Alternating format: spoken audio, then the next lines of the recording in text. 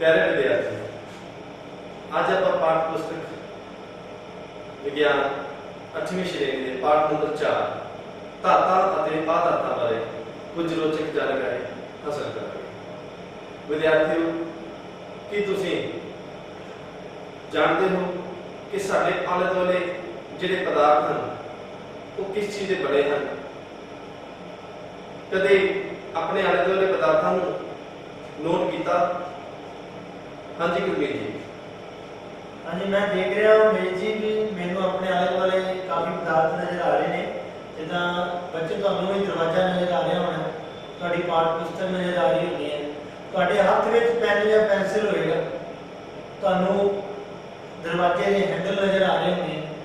इस तरह बहुत सारे पदार्थ आले दुआले तुसीं देखो ते आपदी नोटबुक च नोट भी करो। मेज जी, पदार्थ तो बहुत करोड़ों ने ते हाँ जी गुरमीत जी, पदार्थ बहुत करोड़ा पदार्थ अपने धरती ते उपलब्ध हैं, पर जिहड़े तत्त ने साडे कोल वो आवर्ती सारणी विच सिर्फ 118 तत्त हैं। तो विद्यार्थियों देखो कितनी रोचक गल है कि साडे कोल जिहड़े तत्त ने वो 118 ने, पर पदार्थ कितने ने? करोड़ों के तत्त। हुण तत्त की हुंदा? तत्त के बारे असीं जानना चाहांगे कि तत्त की चीज़ हुंदी है। विद्यार्थियों, तत्त किसी पदार्थ का वो छोटे तो छोटा सरल रूप हुंदा है जिसनों असीं होर विभाजन नहीं कर सकते। हुण ये तत्त साडे कोल 118 तत्त जिहड़े ने आवर्ती सारणी विच हन, जिन्हां विचों 92 तत्त जिहड़े ने वो कुदरती हैं, पर उस तो बाद जिहड़े तत्त ने वो विज्ञानिकों द्वारा खोज किए गए हैं। हुण जिहड़े तत्त ने असीं इन्हां नूं वर्गीकृत करांगे, असीं इन्हां नूं वंडांगे। जिवें तुसीं छोटियां क्लासां विच पिछलियां क्लासां विच पढ़िया होवेगा कि असीं पदार्थ नूं वर्गीकृत करते हैं ठोस, तरल अते गैसां दे विच। इस तरह ही असीं इन्हां तत्तां नूं वर्गीकृत करांगे धातां, अधातां अते उपधातां। हुण इन्हां धातां, अधातां ते उपधातां बारे जानकारी देंगे तुहानूं गुरमीत। हाँ जी प्यारे विद्यार्थियों, सब तो पहला तो सानू ये जानना जरूरी होगा कि वर्गीकरण का अर्थ की है। वर्गीकरण का भाव है किसी गुण का ध्यान रखते हुए उसनूं वंड करते हैं। जिवें एक रसोई के अंदर मिठियां चीज़ों को अलग रख देंगे, नमक के नाल मिर्च रख देंगे, खंड के नाल चाह पत्ती रख देंगे। इस तरह असीं गुणां का ध्यान रखते हुए वंड करते हैं। दुकानां दे विच भी देखिया होगा। असीं हुण जिवें सर ने दस्सिया 118 के करीब जिहड़े तत्त ने उन्हां नूं कुछ खास गुणां का ध्यान रखते हुए 3 भागां च वंडांगे: धातां, अधातां ते उपधातां। इन्हां दे विच भी असीं जिहड़े गुण देखांगे वो गुणां नूं असीं 2 भागां दे विच वंडिया है। जिवें तुसीं 6th क्लास विच पढ़िया है भौतिक ते रसायनिक परिवर्तन, उवें असीं भी जदों इन्हां नूं वर्गीकृत करांगे तो असीं भी इन्हां नूं 2 गुणां दे आधार ते वर्गीकृत करांगे। एक होणगे साडे कोल भौतिक गुण ते एक होणगे रसायनिक गुण। विद्यार्थियों, तुहाडे दिमाग 'च आ रहा होवेगा भौतिक गुण ते रसायनिक गुण ये की हुंदे ने? तो पहला थोड़ा जिहा असीं पिछे जाइए तो भौतिक गुण का भाव है जिहदे विच कोई अवस्था परिवर्तन होएगा, रंग परिवर्तन होएगा, कोई नवा पदार्थ नहीं बनेगा। सब तो जरूरी गल है। अगर किसी परिवर्तन के अंदर कोई नवा पदार्थ बन जाता है तो वह रसायनिक परिवर्तन के विच आ जाता है, रसायनिक गुणों के अंदर आ जाता है। तो उम्मीद जी हुण असीं सब तो पहला भौतिक गुणों के आधार पर वर्गीकृत करांगे, पर पहला हाँ जी, उस तो पहला आपां विद्यार्थियों तुहानूं दिखाना चाहांगे कि असीं जिहड़े कुछ पदार्थ इकट्ठे कीते हैं, तुहानूं असीं उन्हां पदार्थां नाल जाणू कराने आ। फिर असीं उन्हां दे भौतिक गुणां दे नाल तुहानूं उन्हां दा वर्गीकरण करना सिखावांगे कि इन्हां विचों किहड़े पदार्थ धातां ने अते किहड़े अधातां ने। लो विद्यार्थी,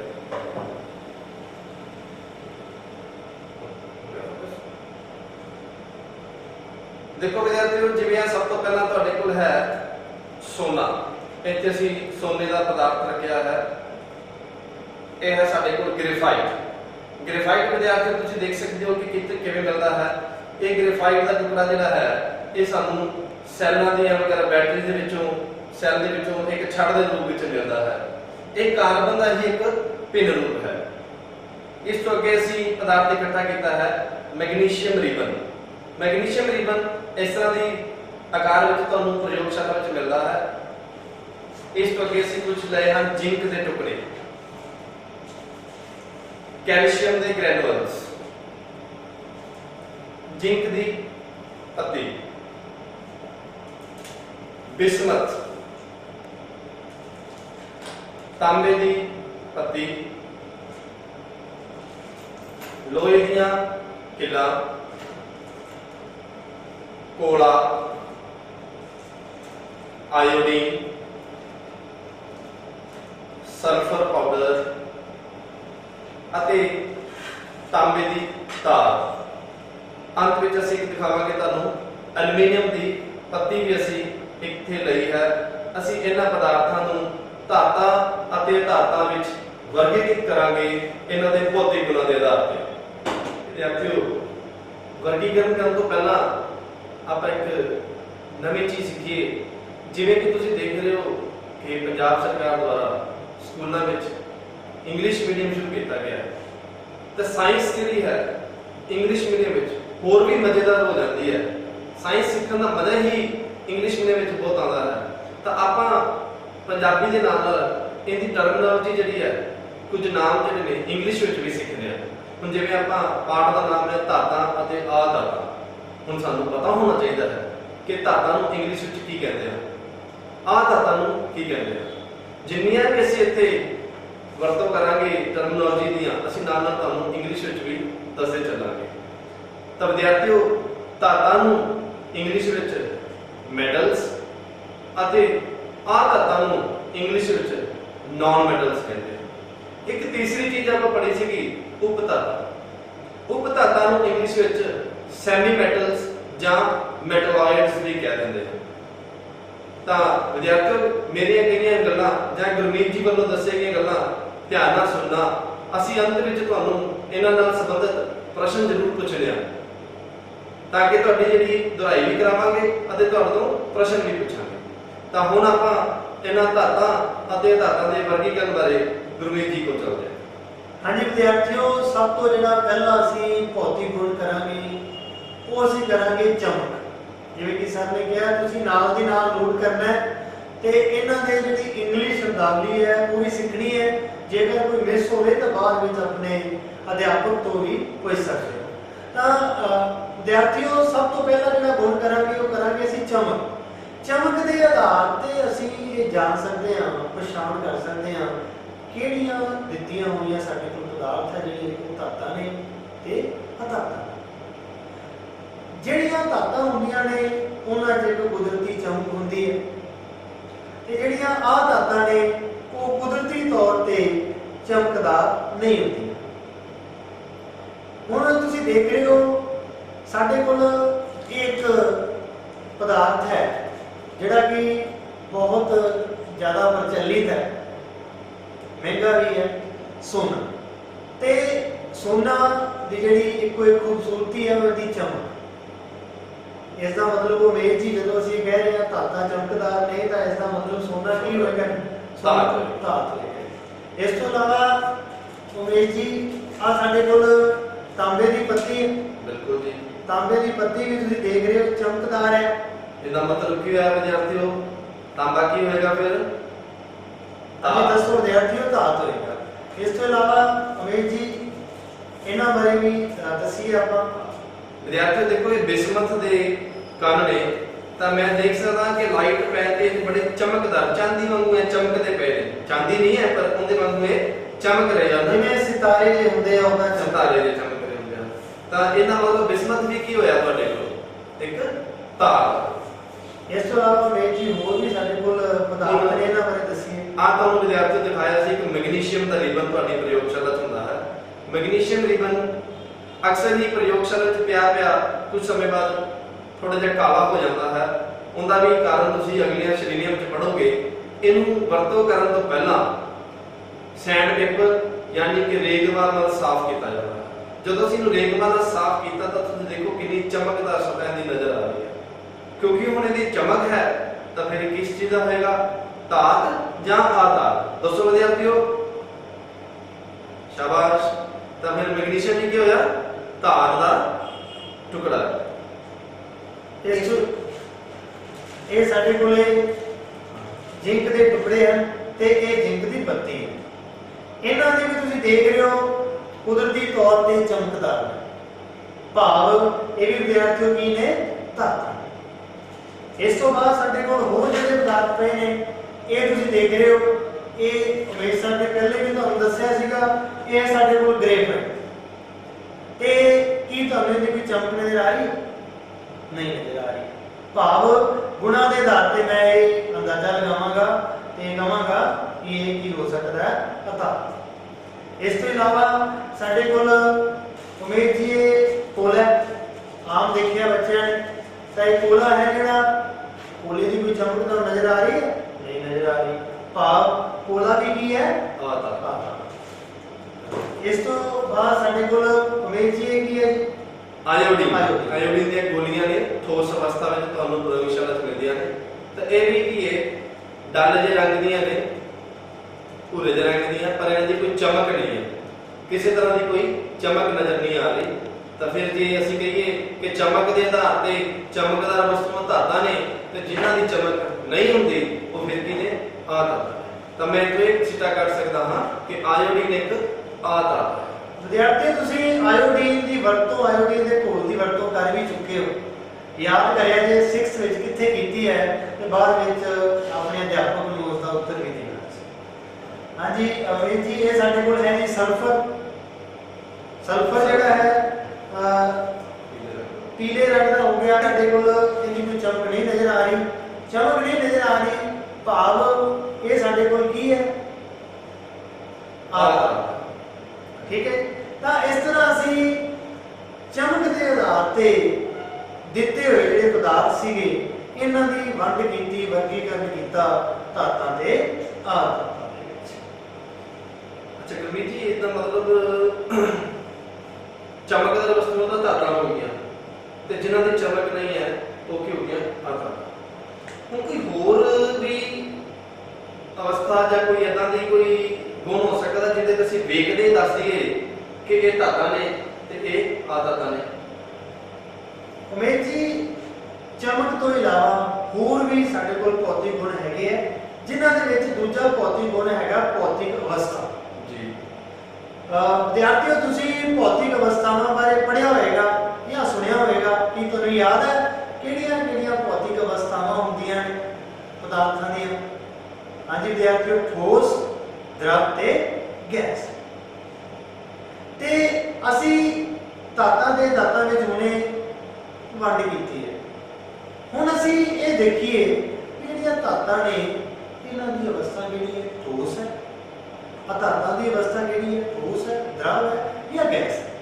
ਉਮੀਦ ਜੀ, ਆ ਜਿੰਨੇ ਵੀ ਪਦਾਰਥ ਸਾਡੇ ਕੋਲ ਪਏ ਨੇ ਇਹਨਾਂ ਵਿੱਚ ਜੇ ਮੈਂ ਧਾਤਾਂ ਨੂੰ ਕੱਢਾਂ ਤਾਂ ਧਾਤਾਂ ਦੇਖ ਰਹੇ ਇਹ ਸਾਡੇ ਕੋਲ ਲੋਹਾ, ਤਾਂਬੇ ਦੀ ਪੱਤੀ, ਇਹ ਸਾਡੇ ਕੋਲ ਸੋਨਾ, ਮੈਗਨੀਸ਼ੀਅਮ, ਜ਼ਿੰਕ, ਜਿੰਨੀਆਂ ਵੀ ਆ ਜ਼ਿੰਕ ਹੈ ਸਾਡੇ ਕੋਲ, ਆ ਸਾਡੇ ਕੋਲ ਬਿਸਮਥ ਹੈ, ਬਿਸਮਥ ਹੈ ਜੀ ਆ ਵਾਲੀ, ਤੇ ਸਾਡੇ ਕੋਲ ਆਇਓਨਿਕ ਆਰ ਹੈ, ਕੈਲਸ਼ੀਅਮ ਪਿਆ ਹੈ ਜੀ, ਐਲੂਮੀਨੀਅਮ ਪਈ ਹੈ ਜੀ। ਉਮੀਦ ਜੀ, ਜਿੰਨੀਆਂ ਵੀ ਧਾਤਾਂ ਅਸੀਂ ਚਮਕ ਦੇ ਆਧਾਰ ਤੇ ਵੰਡੀਆਂ ਨੇ ਤੇ ਅਸੀਂ ਇਹ ਪਾਇਆ ਕਿ ਇਹਨਾਂ ਦੀ ਅਵਸਥਾ ਕਿਹੜੀ ਹੈ ਜੀ, ਠੋਸ। ਭਾਵ ਜਿਹੜੀਆਂ ਧਾਤਾਂ ਨੇ ਉਹ ਠੋਸ ਅਵਸਥਾ ਵਿੱਚ ਹੁੰਦੀਆਂ ਨੇ। ਸਾਰੀਆਂ ਧਾਤਾਂ ਠੋਸ ਅਵਸਥਾ ਵਿੱਚ ਹੁੰਦੀਆਂ ਨੇ? ਹਾਂਜੀ ਮੇਰ ਜੀ, ਬੜਾ ਹੀ ਰੋਚਕ ਪ੍ਰਸ਼ਨ ਤੁਸੀਂ ਕਰ ਲਿਆ ਬੱਚਿਓ। ਸਾਰੀਆਂ ਧਾਤਾਂ ਠੋਸ ਨੇ, ਪਰ ਇੱਕ ਐਵੇਂ ਦੀ ਧਾਤ ਹੈ ਜਿਹੜੀ ਤਰਲ ਹੁੰਦੀ ਹੈ। ਇੱਕ ਮਿੰਟ ਜੀ, ਸ਼ਾਇਦ ਬੱਚਿਆਂ ਨੂੰ ਆਨਸਰ ਆਉਂਦਾ ਹੈ। ਬੱਚਿਓ, ਪਤਾ ਤੁਸੀਂ ਕਦੇ ਛੋਟੀ ਕਲਾਸ 'ਚ ਪੜ੍ਹਿਆ ਕਿ ਕੋਈ ਧਾਤ ਹੈ ਜਿਹੜੀ ਤਰਲ ਅਵਸਥਾ ਵਿੱਚ ਵੀ ਮਿਲਦੀ ਹੋਵੇ, ਠੋਸ ਨਾ ਹੁੰਦੀ ਹੋਵੇ? ਯਾਦ ਕਰੋ ਬੱਚੋ, ਤੁਸੀਂ 6ਵੀਂ ਕਲਾਸ ਦੇ ਅੰਦਰ 6th ਦੇ ਅੰਦਰ ਥਰਮੋਮੀਟਰ ਵਾਲਾ ਸੈਵਨਥ ਵਿੱਚ ਵੀ ਥਰਮਾਮੀਟਰ ਦੇ ਨਾਲ ਸੰਬੰਧਿਤ ਕੁਝ ਪ੍ਰਯੋਗ ਕੀਤੇ ਸੀ। ਤੇ ਥਰਮਾਮੀਟਰ ਦੇ ਅੰਦਰ ਇੱਕ ਪਦਾਰਥ ਪੈਂਦਾ ਸੀਗਾ ਜਿਹੜਾ ਅਸੀਂ ਤੁਹਾਨੂੰ ਉਮੇਜੀਆ ਦਿਖਾ ਵੀ ਸਕਦੇ ਹਾਂ। ਹਾਂਜੀ, ਉਮੇਜੀਆ ਦਿਖਾ ਰਹੇ ਆ ਤੇ ਤੁਹਾਨੂੰ ਦੱਸਣਗੇ ਕਿ ਉਹ ਪਦਾਰਥ ਕਿਹੜਾ ਹੈ। ਵਿਦਿਆਰਥੀਓ, ਥਰਮਾਮੀਟਰ ਹੈ, ਡਾਕਟਰੀ ਥਰਮਾਮੀਟਰ, ਜਿਨ੍ਹਾਂ ਨਾਲ ਅਸੀਂ ਸਰੀਰ ਦਾ ਤਾਪਮਾਨ ਨੋਟ ਕਰਦੇ ਹਾਂ ਤਾਂ ਇਹਦਾ ਜਿਹੜਾ ਨੀਚੇ ਵਾਲਾ ਹੈ ਬਲਬ ਹੁੰਦਾ ਹੈ, ਇਹਦੇ ਵਿੱਚ ਇੱਕ ਸਿਲਵਰ ਕਲਰ ਦੀ ਚਾਂਦੀ ਦੇ ਰੰਗ ਦੀ ਇੱਕ ਧਾਤ ਪਾਈ ਜਾਂਦੀ ਹੈ। ਮੇਜੀ ਚਮਕਦਾਰ ਨਜ਼ਰ ਆ ਰਹੀ ਹੈ, ਇਸ ਦਾ ਮਤਲਬ ਇਹ ਧਾਤ ਚਮਕਦਾ ਹੈ, ਇਸ ਦਾ ਮਤਲਬ ਇਹ ਧਾਤ ਹੈ। ਪਰ ਇਹ ਧਾਤ ਕਿਹੜੀ ਹੈ? ਪਾਰਾ, ਜਿਹਨੂੰ ਅਸੀਂ ਮਰਕਰੀ ਬੋਲਦੇ ਹਾਂ। ਇਹ ਤਾਪਮਾਨ ਦੇ ਤਾਪ ਦੇ ਨਾਲ ਨਾਲ ਉੱਪਰ ਨੂੰ ਵੱਧਦੀ ਹੈ, ਜਿਸ ਨਾਲ ਸਾਨੂੰ ਸਰੀਰ ਦਾ ਤਾਪਮਾਨ ਪਤਾ ਲੱਗਦਾ ਹੈ। ਤਾਂ ਵਿਦਿਆਰਥੀਓ, ਅਸੀਂ ਇਹ ਨਿਸ਼ਕਰਸ਼ ਕੱਢਿਆ ਕਿ ਅਵਸਥਾ ਦੇ ਆਧਾਰ ਤੇ ਸਾਰੀਆਂ ਹੀ ਧਾਤਾਂ ਠੋਸ ਹੁੰਦੀਆਂ ਨੇ, ਸਿਰਫ ਇੱਕ ਧਾਤ ਨੂੰ ਛੱਡ ਕੇ। ਇਹ ਤੁਹਾਡੇ ਲਈ ਬੜਾ ਮਹੱਤਵਪੂਰਨ ਕੁਐਸਚਨ ਬਣੇਗਾ ਕਿ ਕਿਹੜੀ ਧਾਤ ਹੈ ਜਿਹੜੀ ਕਮਰੇ ਦੇ ਤਾਪਮਾਨ ਤੇ ਤਰਲ ਅਵਸਥਾ ਵਿੱਚ ਮਿਲਦੀ ਹੈ। ਤਾਂ ਵਿਦਿਆਰਥੀਓ, ਯਾਦ ਰੱਖਣਾ, ਅੰਤ ਵਿੱਚ ਫਿਰ ਪ੍ਰਸ਼ਨ ਪੁੱਛਿਆ ਜਾਏਗਾ ਤੇ ਕਿਹੜੀ ਧਾਤ ਹੈ? ਮਰਕਰੀ ਮਤਲਬ ਪਾਰਾ। ਨੈਕਸਟ। ਹਾਂਜੀ ਉਮੇਸ਼ ਜੀ, ਹੁਣ ਆ ਗਈ ਆਪਾਂ ਧਾਤਾਂ ਵੱਲ। ਧਾਤਾਂ ਜਿਹੜੀਆਂ ਨੇ, ਇਹ ਜੇ ਆਪਾਂ ਇੱਥੇ ਦਿੱਤੀਆਂ ਹੋਈਆਂ ਧਾਤਾਂ ਬਾਰੇ ਗੱਲ ਕਰੀਏ, ਜਿਵੇਂ ਆ ਪੋਲਾ ਹੈ ਜਿਹੜਾ ਕਿ ਕਾਰਬਨ ਦੀ ਧਾਤ ਤੋਂ ਬਣਿਆ ਹੁੰਦਾ ਹੈ, ਸਾਡੇ ਕੋਲ ਗ੍ਰੇਫਾਈਟ ਹੈ ਜਿਹੜਾ ਕਿ ਕਾਰਬਨ ਦੀ ਧਾਤ ਤੋਂ ਬਣਿਆ ਹੁੰਦਾ ਹੈ, ਸਾਡੇ ਕੋਲ ਆਇਓਡੀਨ ਹੈ, ਸਲਫਰ ਹੈ, ਇਹ ਸਾਰੇ ਦੇਖ ਰਹੇ ਹੋ ਉਮੇਸ਼ ਜੀ ਠੋਸ ਨੇ ਜੀ। ਭਾਵ ਧਾਤਾਂ ਵੀ ਠੋਸ ਹੁੰਦੀਆਂ ਹਨ। ਸਾਰੀਆਂ ਧਾਤਾਂ ਠੋਸ ਹੁੰਦੀਆਂ ਨੇ? ਨਹੀਂ, ਇੱਥੇ ਵੀ ਇੱਕ ਰੋਚਕਤਾ ਹੈਗੀ ਹੈ। ਇੱਕ ਧਾਤ ਸਾਡੇ ਕੋਲ ਇਦਾਂ ਦੀ ਹੈ ਜਿਹੜੀ ਕਿ ਸਧਾਰਨ ਤਾਪਮਾਨ ਤੇ ਤਰਲ ਹੁੰਦੀ ਹੈ, ਉਸ ਦਾ ਨਾਮ ਹੈ ਬ੍ਰੋਮੀਨ ਜੀ। ਤੇ ਅਗਲੀਆਂ ਕਲਾਸਾਂ ਵਿੱਚ ਜਾ ਕੇ ਵਿਦਿਆਰਥੀਓ ਤੁਸੀਂ ਇਸ ਦੀ ਵਰਤੋਂ ਬਾਰੇ ਵੀ ਪੜ੍ਹੋਗੇ। ਤੇ ਬਾਕੀ ਸਭ ਤੋਂ ਜਿਹੜੀ ਰੋਚਕ ਗੱਲ ਹੈ, ਧਾਤਾਂ ਠੋਸ ਵੀ ਨੇ ਤੇ ਇੱਕ ਧਾਤ ਅਸੀਂ ਦ੍ਰਵ ਵੀ ਕਰ ਲਿਆ। ਪਰ ਉਮੇਸ਼ ਜੀ, ਜਿਹੜੀ ਆਕਸੀਜਨ ਹੈ, ਨਾਈਟ੍ਰੋਜਨ ਹੈ, ਇਹ ਧਾਤਾਂ ਚ ਆਉਂਦੇ ਨੇ ਜਾਂ ਧਾਤਾਂ ਚ ਆਉਂਦੇ ਨੇ? ਇਹ ਤਾਂ ਗੈਸਾਂ ਨੇ। ਇਸ ਦੇ ਬਾਰੇ ਥੋੜਾ ਜਿਹਾ ਬੱਚਿਆਂ ਨੂੰ ਜਾਣਕਾਰੀ ਦੇਖੋ ਦਿਓ। ਜੀ, ਧਾਤਾਂ ਤਾਂ ਹੋ ਨਹੀਂ ਸਕਦੀਆਂ। ਹਾਂਜੀ, ਚਮਕੀ ਨਹੀਂ ਹੈ, ਨਾ ਤਾਂ ਇਹਨਾਂ ਦੀ ਕੋਈ ਚਮਕ ਹੈ ਤੇ ਨਾ ਹੀ ਇਹ ਠੋਸ ਨੇ। ਆਪਾਂ ਹੁਣੇ ਸਿੱਖ ਕੇ ਗਏ ਹਾਂ ਕਿ ਧਾਤਾਂ ਸਾਰੀਆਂ ਠੋਸ ਹੁੰਦੀਆਂ ਨੇ। ਤੇ ਆਕਸੀਜਨ, ਨਾਈਟ੍ਰੋਜਨ, ਫਲੋਰੀਨ, ਕਲੋਰੀਨ, ਇਹ ਫਿਰ ਗੈਸਾਂ ਕਿਹੜੀਆਂ ਕਿੱਧਰ ਚਲੀਆਂ ਗਈਆਂ? ਆਹ ਧਾਤਾਂ ਦੀ ਸ਼੍ਰੇਣੀ ਵਿੱਚ। ਇਹ ਸਾਰੀਆਂ ਆਹ ਧਾਤਾਂ ਨੇ। ਤਾਂ ਅਸੀਂ ਇਹ ਨਿਸ਼ਕਰਸ਼ ਕਰ ਸਕਦੇ ਹਾਂ ਕਿ ਆਹ ਧਾਤਾਂ, ਕੁਝ ਆਹ ਧਾਤਾਂ ਠੋਸ ਵੀ ਨੇ, ਆਹ ਧਾਤਾਂ ਗੈਸ ਅਵਸਥਾ ਵਿੱਚ ਵੀ ਮਿਲਦੀਆਂ ਨੇ, ਤੇ ਸਿਰਫ ਇੱਕ ਧਾਤ ਤਰਲ ਅਵਸਥਾ ਵਿੱਚ, ਦ੍ਰਵ ਅਵਸਥਾ ਵਿੱਚ ਵੀ ਹੁੰਦੀ ਹੈ, ਜਿਸ ਨੂੰ ਅਸੀਂ ਬ੍ਰੋਮੀਨ ਕਹਿੰਦੇ ਹਾਂ। ਤਾਂ ਅਗਲੀ ਵਰਗੀਕਰਨ ਬਾਰੇ ਗੱਲ ਕਰਾਂਗੇ।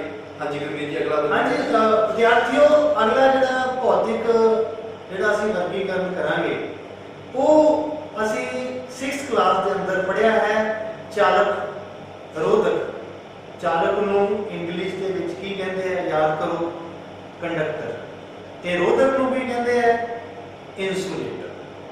ਤਾਂ ਅਸੀਂ ਹੁਣ ਚਾਲਕਤਾ ਦੇ ਗੁਣ ਦੇ ਆਧਾਰ ਤੇ ਵਰਗੀਕਰਨ ਕਰਾਂਗੇ ਵੀ ਧਾਤਾਂ ਚਾਲਕ ਹੁੰਦੀਆਂ ਨੇ ਜਾਂ ਕੁਚਾਲਕ ਹੁੰਦੀਆਂ ਨੇ। ਇਸੇ ਤਰ੍ਹਾਂ ਅਸੀਂ ਧਾਤਾਂ ਬਾਰੇ ਵੀ ਟੈਸਟ ਕਰਾਂਗੇ। ਇਹਦੇ ਲਈ ਉਮੇਸ਼ ਜੀ ਇੱਕ ਮਾਡਲ ਬਣਾ ਕੇ ਲੈ ਕੇ ਆਏ ਹੋ ਤੁਸੀਂ। ਥੋੜਾ ਜਿਹਾ ਪਹਿਲਾਂ ਇਸ ਬਾਰੇ ਮੈਨੂੰ ਜਾਣਕਾਰੀ ਦਿਓ ਕਿ ਕੀ ਮਾਡਲ ਹੈ। ਹਾਂਜੀ ਗੁਰਮੀਤ ਜੀ ਅਤੇ ਪਿਆਰੇ ਵਿਦਿਆਰਥੀਓ, ਤੁਸੀਂ ਦੇਖੋਗੇ ਕਿ ਅਸੀਂ ਇੱਕ ਚਾਲਕਤਾ ਦਾ ਟੈਸਟ ਕਰਨ ਵਾਸਤੇ ਇੱਕ ਚਾਲਕ ਟੈਸਟਰ ਬਣਾਇਆ ਹੈ, ਚਾਲਕ ਰੋਧਕ ਟੈਸਟਰ ਦੇ ਨਾਮ ਤੇ।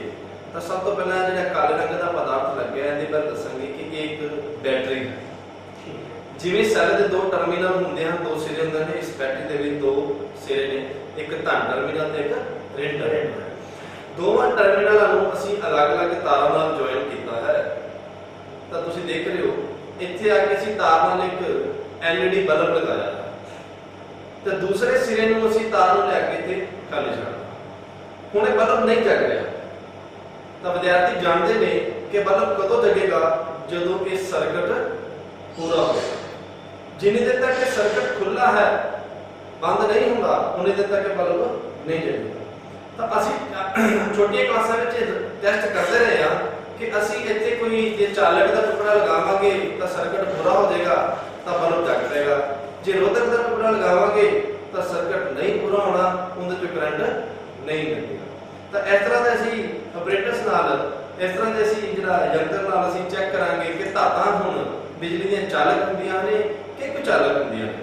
ਤਾਂ ਗੁਰਮੀਤ ਜੀ, ਪਹਿਲਾਂ ਹੁਣ ਧਾਤ ਦਾ ਕੋਈ ਸਪੈਸੀਮਨ ਜਾਂ ਕੋਈ ਨਮੂਨਾ ਲਓ ਜਿਹਦੇ ਨਾਲ ਅਸੀਂ ਚੈੱਕ ਕਰਾਂਗੇ ਕਿ ਇਹ ਚਾਲਕ ਹੈ ਕਿ ਰੋਧਕ ਹੈ। ਹਾਂਜੀ ਵਿਦਿਆਰਥੀ ਤੇ ਮੈਂ ਦੋਵੇਂ ਐਕਸਾਈਟਡ ਹੈ ਜਾਣਨ ਲਈ ਜਿਹੜਾ ਲੋਹਾ ਹੈ, ਜਿਹੜਾ ਕਿ ਇੱਕ ਧਾਤ ਹੈ, ਕੁਝ ਗੁਣਾਂ ਦੇ ਆਧਾਰ ਤੇ ਅਸੀਂ ਦੱਸ ਚੁੱਕੇ ਹਾਂ।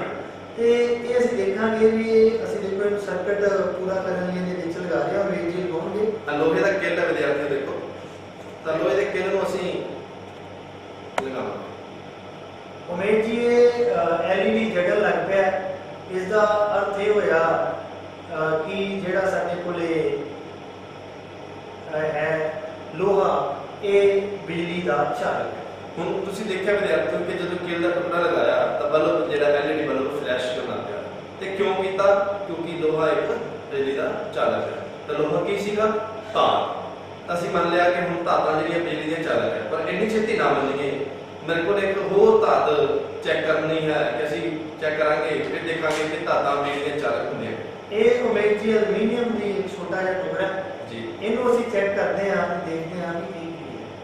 ਹਾਂਜੀ, ਤਾਂ ਇਹ ਦੇਖਿਆ ਤੁਸੀਂ, ਇਹ ਸਾਡੇ ਕੋਲੇ ਐਲੂਮੀਨੀਅਮ ਦੇ ਨਾਲ ਜਦੋਂ ਸਰਕਟ ਪੂਰਾ ਕੀਤਾ ਤੇ LED ਚੱਲ ਰਿਹਾ। ਭਾਵ ਐਲੂਮੀਨੀਅਮ ਦੇ ਟੁਕੜੇ ਚੋਂ ਬਿਜਲੀ ਦੀ ਧਾਰਾ ਜਿਹੜੀ ਲੰਘ ਰਹੀ ਹੈ। ਭਾਵ ਜਿਹੜਾ ਐਲੂਮੀਨੀਅਮ ਹੈ ਉਹ ਵੀ ਇੱਕ ਚਾਲਕ ਹੈ। ਉਮੀਦ ਜੀ ਹੋਰ ਵੀ ਕਿਸੇ ਨਾਲ ਚੈੱਕ ਕਰੀਏ। ਬੱਚੇ ਬੜੇ ਉਤਸੁਕ ਨੇ। ਆ ਇੱਕ ਨਵੀਂ ਚੀਜ਼ ਇਹਨਾਂ ਨੇ ਦੇਖੀ ਹੈ, ਮੈਗਨੀਸ਼ੀਅਮ ਦਾ ਰਿਬਨ। ਇਸ ਦੇ ਨਾਲ ਕਰਕੇ ਦੇਖੀਏ। ਹਾਂਜੀ, ਤਾਂ ਵਿਦਿਆਰਥੀਓ ਜਿਹੜਾ ਮੈਗਨੀਸ਼ੀਅਮ ਦਾ ਰਿਬਨ ਤੁਹਾਨੂੰ ਦਿਖਾਇਆ ਸੀਗਾ, ਆਪਾਂ ਉਹ ਵੀ ਚੈੱਕ ਕਰਦੇ ਹਾਂ ਕਿ ਉਹਦੇ ਚੋਂ ਬਿਜਲੀ ਲੰਘ ਜਾਂਦੀ ਹੈ ਕਿ ਨਹੀਂ ਲੰਘ ਜਾਂਦੀ।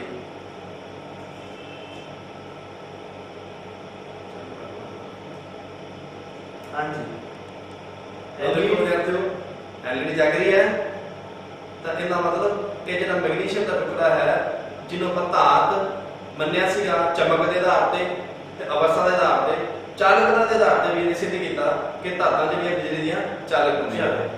ਹੁਣ ਅਸੀਂ ਕਿਸੇ ਆਹ ਧਾਤ ਦੀ ਉਦਾਹਰਨ ਵੀ ਲਾਂਗੇ ਕਿ ਕੋਈ ਆਹ ਧਾਤ ਵੀ ਚੈੱਕ ਕਰੀਏ ਕਿ ਉਹ ਬਿਜਲੀ ਦੀ ਚਾਲਕ ਹੁੰਦੀ ਕਿ ਨਹੀਂ। ਸਾਡੇ ਕੋਲ ਆਹ ਧਾਤਾਂ ਪਈਆਂ ਨੇ, ਕੋਲਾ, ਆਇਓਡੀਨ, ਸਲਫਰ ਤੇ ਇੱਕ ਗ੍ਰੇਫਾਈਟ। ਅਸੀਂ ਚੈੱਕ ਕਰਦੇ ਹਾਂ ਇਹਨਾਂ ਨਾਲ। ਤਾਂ ਸਭ ਤੋਂ ਪਹਿਲਾਂ ਗੁਰਮੀਤ ਜੀ ਨੇ ਕੋਲੇ ਦਾ ਟੁਕੜਾ ਲਿਆ, ਸਰਕਟ ਪੂਰਾ ਕੀਤਾ, ਪਰ LED ਦਾ ਬਲਬ ਨਹੀਂ ਜਗਿਆ। ਵਿਦਿਆਰਥੀਓ ਨਹੀਂ ਚੱਲ ਰਿਹਾ। ਕੋਈ ਆਈਡੀਆ ਲਗਾਇਆ, ਕੋਈ ਸਿੱਟਾ ਕੱਢਿਆ ਕਿ ਹੁਣ ਆਹ ਧਾਤਾਂ ਕੀ ਹੋਣਗੀਆਂ? ਫਿਰ ਬਿਜਲੀ ਦੀਆਂ ਰੋਧਕ। ਇਸੇ ਤਰ੍ਹਾਂ ਹੀ ਅਸੀਂ ਇਹ ਐਕਸਪੈਰੀਮੈਂਟ ਤੁਸੀਂ ਆਪਣੀ ਕਲਾਸ ਵਿੱਚ ਅਧਿਆਪਕ ਦੀ ਮਦਦ ਨਾਲ ਆਇਓਡੀਨ ਦੀਆਂ ਗੋਲੀਆਂ ਦੇ ਵਿੱਚ ਸਲਫਰ ਪਾਊਡਰ ਨਾਲ ਵੀ ਦਰਾ ਸਕਦੇ ਹੋ। ਇੱਕ ਚੀਜ਼ ਆਪਣੇ ਕੋਲ ਹੋਰ ਹੈ, ਆਹ ਧਾਤ ਜਿਹਦੇ ਨਾਲ ਆਪਾਂ ਇੱਥੇ ਕਿਰਿਆ ਕਰਕੇ ਦੇਖਾਂਗੇ, ਗ੍ਰੇਫਾਈਟ ਦਾ ਟੁਕੜਾ। ਹਾਂਜੀ ਗੁਰਮੀਤ ਜੀ, ਗ੍ਰੇਫਾਈਟ ਦਾ ਟੁਕੜਾ ਪਕੜੋ ਅਤੇ ਇਹ ਟੈਸਟ ਲਗਾ ਕੇ ਦੇਖੋ।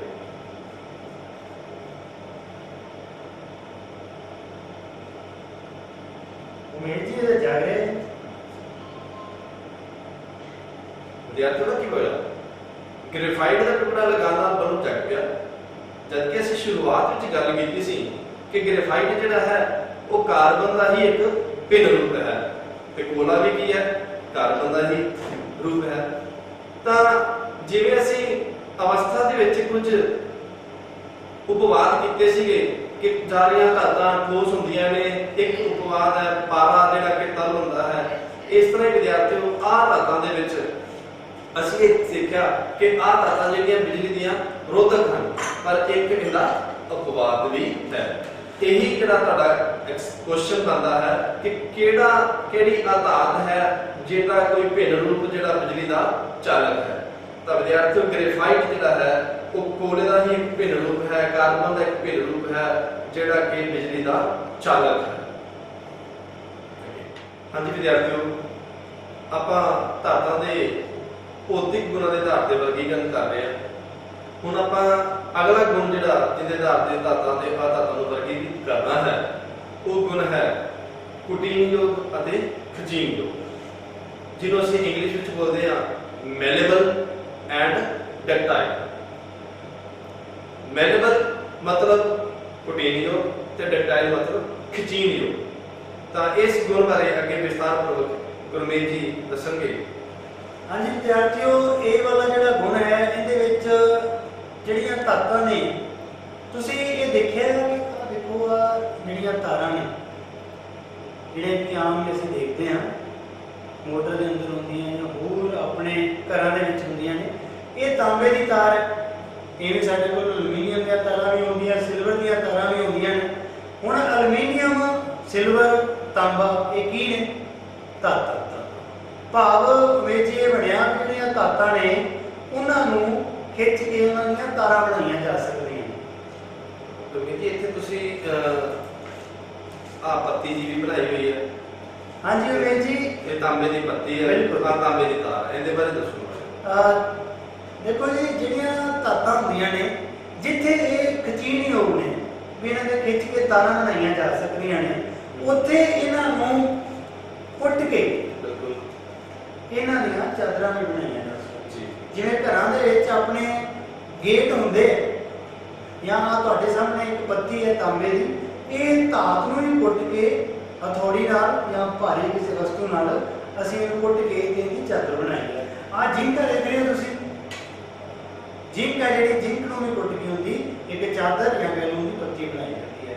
ਇਹੀ ਗੁਣ ਹੈ ਅੰਗਰੇਜ਼ ਜੀ ਕਿ ਜਿਹੜੀਆਂ ਧਾਤਾਂ ਹੁੰਦੀਆਂ ਨੇ ਉਹਨਾਂ ਦੀਆਂ ਤਾਰਾਂ ਬਣਾਈਆਂ ਜਾ ਸਕਦੀਆਂ ਨੇ, ਭਾਵ ਉਹ ਖਿਚੀਣਯੋਗ ਨੇ, ਤੇ ਧਾਤਾਂ ਨੂੰ ਕੁੱਟ ਕੇ ਉਹਨਾਂ ਦੀਆਂ ਚਾਦਰਾਂ ਬਣਾਈਆਂ ਜਾ ਸਕਦੀਆਂ ਨੇ, ਭਾਵੇਂ ਤਾਂ ਮੈਂ ਦੇਖਿਆ ਜਿਵੇਂ ਗੁਰਮੀਤ ਜੀ ਆਪਣੇ ਕੋਲ ਆ ਐਲੂਮੀਨੀਅਮ ਦੀ ਤੁਸੀਂ ਪੱਤੀ ਕਹੀ ਹੈ, ਐਲੂਮੀਨੀਅਮ ਦੀ ਧਾਤ ਹੈ, ਇਹ ਵੀ ਕੁੱਟ-ਕੁੱਟ ਕੇ ਇਹ ਪੱਤੀ ਬਣਾਈ ਗਈ ਹੈ। ਬਿਲਕੁਲ। ਤੇ ਐਲੂਮੀਨੀਅਮ ਦੀ ਤਾਰ ਜਿਹੜੀ ਬਿਜਲੀ ਦੀਆਂ ਤਾਰਾਂ ਸਾਡੇ ਗਲੇ ਵਿੱਚ ਪਾਈਆਂ ਹੁੰਦੀਆਂ ਨੇ, ਬਿਜਲੀ ਦੇ ਘਰ ਤੋਂ ਆਉਂਦੀਆਂ ਨੇ, ਉਹ ਵੀ ਐਲੂਮੀਨੀਅਮ ਦੀ ਤਾਰ ਹੁੰਦੀਆਂ ਨੇ, ਤੇ ਉਹ ਵੀ ਇਸ ਤਰ੍ਹਾਂ ਹੀ ਖਿੱਚ ਕੇ ਤੇ ਤਾਰਾਂ ਬਣਾਈਆਂ ਗਈਆਂ। ਬਿਲਕੁਲ, ਖਿੱਚ ਕੇ ਬਣਾਇਆ ਗਿਆ ਤਾਂ ਉਹਨੂੰ ਕੁਟੀਣਯੋਗਤਾ ਕਹਿ ਦਿੱਤਾ ਗਿਆ, ਜੇ ਕੁੱਟ ਕੇ ਚਾਦਰ ਬਣਾਤਾ ਤਾਂ ਉਹਨੂੰ ਕੁਟੀਣਯੋਗਤਾ ਕਹਿ ਗਿਆ। ਪਰ ਦੂਜੇ ਪਾਸੇ ਆਪਾਂ ਗੱਲ ਕਰੀਏ ਧਾਤਾਂ ਦੀ। ਧਾਤਾਂ ਦੀ ਗੱਲ ਕਰਨ ਤੋਂ ਪਹਿਲੇ ਆਪਾਂ ਦੇਖੋ, ਆਪਾਂ ਇਹ ਐਕਟੀਵਿਟੀ ਪ੍ਰਯੋਗ ਕਰਕੇ ਦੇਖ ਲੈਂਦੇ ਆ। ਸਾਡੇ ਕੋਲ ਆ ਇੱਕ ਕਾਰਬਨ ਦੀ ਕੋਲੇ ਦੀ ਇੱਕ ਧਾਤ ਹੈ, ਇਹਨੂੰ ਅਸੀਂ ਕੁੱਟ ਕੇ ਦੇਖਾਂਗੇ ਵੀ ਕੀ ਇਹ ਇਸ ਨੂੰ ਕੁੱਟਦੇ ਆ ਤੇ ਇਹਦੀ ਚਾਦਰ ਬਣਦੀ ਹੈ ਜਾਂ ਨਹੀਂ ਬਣਦੀ। ਇਹ ਕਿਹੜੇ ਇਹ ਚ ਬਣ ਰਿਹਾ ਜੀ ਕੁਝ? ਇਹ ਤਾਂ ਜੀ ਗੁਰਮੀਤ ਪਾਊਡਰ ਤੇ ਬਣ ਗਿਆ, ਇਹ ਤਾਂ ਟੁੱਟ ਰਿਹਾ, ਭੁਰ ਰਿਹਾ। ਹਾਂਜੀ ਬਿਲਕੁਲ ਉਮੇਸ਼ ਜੀ, ਤੁਸੀਂ ਸਹੀ ਜਜਮੈਂਟ ਕੀਤੀ ਹੈ ਕਿ ਜਿਹੜੀਆਂ ਧਾਤਾਂ ਹੁੰਦੀਆਂ ਨੇ ਇਹਨਾਂ ਨੂੰ ਖਿੱਚ ਕੇ ਜਾਂ ਕੁੱਟ ਕੇ ਅਸੀਂ ਹੋਰ ਰੂਪ ਨਹੀਂ ਦੇ ਸਕਦੇ, ਇਹ ਭੁਰਭੁਰੀਆਂ ਹੁੰਦੀਆਂ ਨੇ, ਇਹ ਭੁਰਦੀਆਂ ਨੇ ਤੁਹਾਡੇ ਸਾਹਮਣੇ ਆ ਦੇਖੋ। ਭਾਵ ਅਸੀਂ ਇਹ ਨਿਸ਼ਕਰਸ਼ ਕੱਢ ਸਕਦੇ ਹਾਂ ਜਿਹੜੀਆਂ ਧਾਤਾਂ ਨੇ ਉਹ ਕੁਟੀਣਯੋਗ ਨੇ, ਖਿਚੀਣਯੋਗ ਨੇ, ਜਿਹੜੀਆਂ ਆਹ ਧਾਤਾਂ ਨੇ ਇਹ ਭੁਰਭੁਰੀਆਂ ਹੁੰਦੀਆਂ ਨੇ, ਇਹਨਾਂ ਨੂੰ ਤਾਰਾਂ ਦਾ ਰੂਪ ਜਾਂ ਚਾਦਰਾਂ ਦਾ ਰੂਪ ਦਿੱਤਾ ਨਹੀਂ ਜਾ ਸਕਦਾ। ਹਾਂਜੀ ਵਿਦਿਆਰਥੀਓ, ਜਿਵੇਂ ਤੁਸੀਂ ਇੰਗਲਿਸ਼ ਟਰਮੀਨੋਲੋਜੀ ਦੇ ਵਿੱਚ ਸਿੱਖਿਆ ਕਿ ਜਿਹੜੀ ਖਿਚੀਣਯੋਗ ਹੈ ਉਹਨੂੰ ਅਸੀਂ ਡਕਟਾਈਲ ਬੋਲਦੇ ਹਾਂ, ਤੇ ਜਿਹੜਾ ਕੁਟੀਣਯੋਗ ਹੈ ਅਸੀਂ ਉਹਨੂੰ ਮੈਲੇਬਲ ਬੋਲਦੇ ਹਾਂ। ਪਰ ਜਿੱਥੇ ਆਹ ਧਾਤਾਂ ਦੀ ਗੱਲ ਆਈ, ਇਹ ਨਾ ਤਾਂ ਖਿਚੀਣਯੋਗ ਹਨ ਨਾ ਹੀ ਕੁਟੀਣਯੋਗ ਹਨ। ਜਦੋਂ ਅਸੀਂ ਇਹਨਾਂ ਨੂੰ ਕੁੱਟਿਆ ਤੇ ਇਹ ਭੁਰ ਗਿਆ, ਤਾਂ ਭੁਰਨ ਨੂੰ ਇੰਗਲਿਸ਼ ਬੋਲਦੇ ਆ ਕਿ ਬ੍ਰਿਟਲ, ਤੇ ਮੈਟਲ ਨੌਨ ਮੈਟਲ ਜਿਹੜੀਆਂ ਨੇ ਉਹ ਬ੍ਰਿਟਲ ਹੁੰਦੀਆਂ ਨੇ, ਉਹ ਭੁਰਭੁਰੀਆਂ ਹੁੰਦੀਆਂ ਨੇ। ਹਾਂਜੀ ਵਿਦਿਆਰਥੀਓ, ਹੁਣ ਆਪਾਂ ਦੇਖਾਂਗੇ ਕਿ ਅੱਜ ਜੋ ਅਸੀਂ ਪਾਠ ਪੜ੍ਹਿਆ ਉਸ ਪਾਠ ਵਿੱਚ ਅਸੀਂ ਧਾਤਾਂ ਤੇ ਅਧਾਤਾਂ ਦੇ ਭੌਤਿਕ ਗੁਣਾਂ ਦੇ ਆਧਾਰ ਤੇ ਉਹਨਾਂ ਦਾ ਵਰਗੀਕਰਨ ਕੀਤਾ। ਤਾਂ ਅਸੀਂ ਹੁਣ ਇਸ ਦੇ ਆਧਾਰ ਤੇ ਇੱਕ ਸਮਰੀ ਤਿਆਰ ਕੀਤੀ ਹੈ, ਜਿਸ ਨੂੰ ਤੁਸੀਂ ਆਪਣੀ ਕਾਪੀ ਅਤੇ ਪੈਨ ਨਾਲ ਉਤਾਰੋਗੇ ਕਾਪੀ ਤੇ। ਅਸੀਂ ਇਸ ਨੂੰ ਇੰਗਲਿਸ਼ ਮੀਡੀਅਮ ਵਿੱਚ ਵੀ ਟ੍ਰਾਂਸਲੇਟ ਕੀਤਾ ਔਰ ਪੰਜਾਬੀ ਮੀਡੀਅਮ ਦੇ ਵਿੱਚ ਵੀ ਤੁਹਾਡੇ ਨਾਲ ਸ਼ੇਅਰ ਕਰ ਰਹੇ ਹਾਂ। ਤਾਂ ਸਾਰੇ ਹੀ ਵਿਦਿਆਰਥੀ ਇਸ ਨੂੰ ਆਪਣੀ ਕਾਪੀ ਤੇ ਉਤਾਰਨਗੇ ਔਰ ਧਾਤਾਂ ਤੇ ਅਧਾਤਾਂ ਦਾ ਭੌਤਿਕ ਗੁਣਾਂ ਤੇ ਵਰਗੀਕਰਨ ਚੰਗੀ ਤਰ੍ਹਾਂ ਸਮਝਣਗੇ। Thank you.